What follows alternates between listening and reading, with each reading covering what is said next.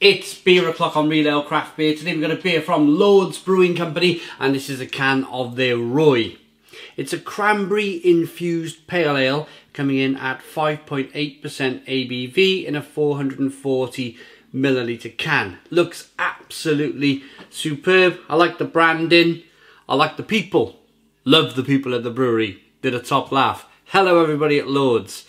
Without further ado then, let's get this beer out into a glass and see what we get.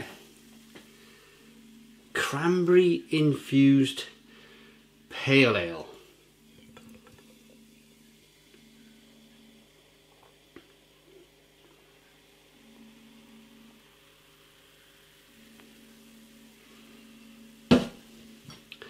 Okay, so we got a 3 to 4 finger,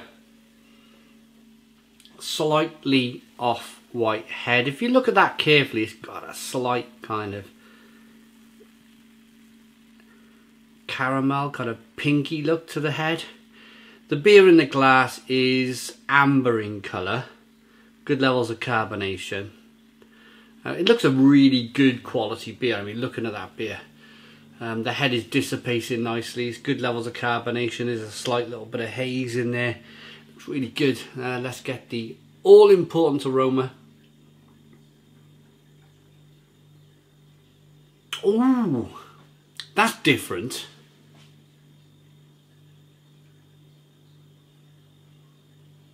I tell you what it smells like for me. Turkish Delight. It smells like Turkish Delight. In fact, it smells just like Turkish Delight. And I quite like Turkish Delight. It's got a... the combination of the cranberry and the malt has given off like a chocolatey, fruity flavour, like those, well, like a Turkish Delight bar, or if you're old enough to remember, they probably still, in fact, they still do them. If you go to a pound shop or something like that, you used to be able to buy the big cream chocolate bars with they were like fruit flavoured. They were like strawberry cream chocolate bars, and you used to break them open and they used to be a bit gooey. They were a big thing in the 1980s, maybe very early 1990s, and they're not much of a thing anymore, but that's what it kind of gives off for me, that slight Turkish Delight fruit cream chocolate bar aroma. It smells good. It does. It smells good. I like the aroma on this beer. Right, let's dive in. Cheers, everybody.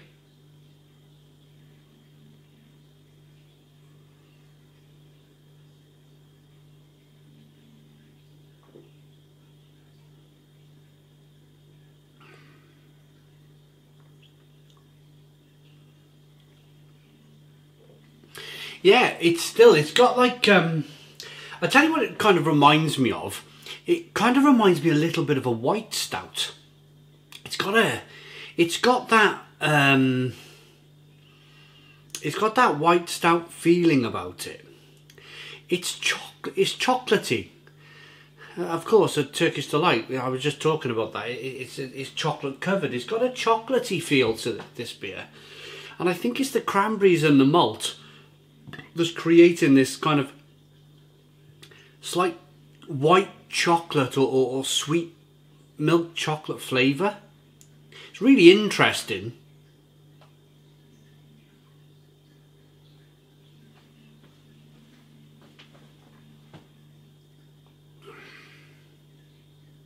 It's nicely carbonated. Carbonation pushes the beer around the inside of the mouth, releases more of that flavour. It's definitely of cranberry. It's that kind of the tannins where you leave a fruit like a cherry. If you leave a fruit, have a cherry lambic, you get that tannins flavour, that slightly kind of leathery taste in the beer. You get that from this too. You're also picking up that really good malt build in the beer. I wouldn't be surprised if this was a really, really good seller for Lord's. Certainly in the can. It's just different. It's a point of difference in a world of... There's a lot of people trying to do different things in the craft beer world. There's a lot of people trying to kind of, hey, look at me type of thing. Look what we're doing over here. And I think that Lord's Brewing Company have tried to, they've attempted that here, and I think they've got it right. They've got it right. They've produced something really unusual, really different, but not unusual enough that you would want to not have another one. Now, you would definitely want to have 2 or 3 of these. If you ordered a few of these from Lord's Brewing Company's website, I think you'd find yourself sessioning them in an evening. I don't think you'd be disappointed with your purchase.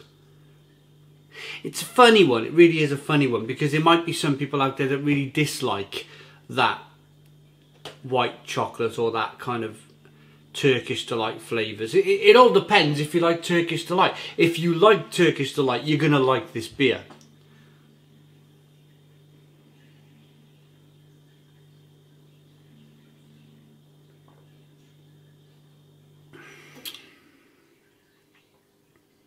Yeah, it's really interesting.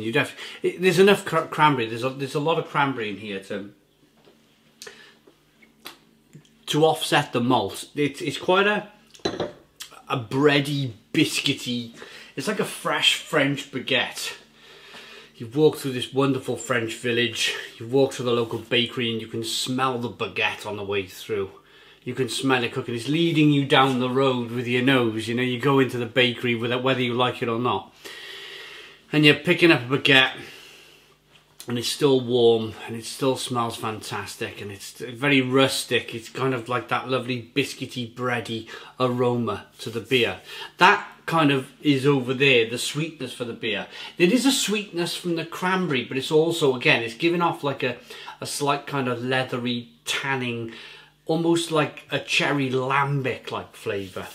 I'm rubbing my hands together here in excitement, because I like this.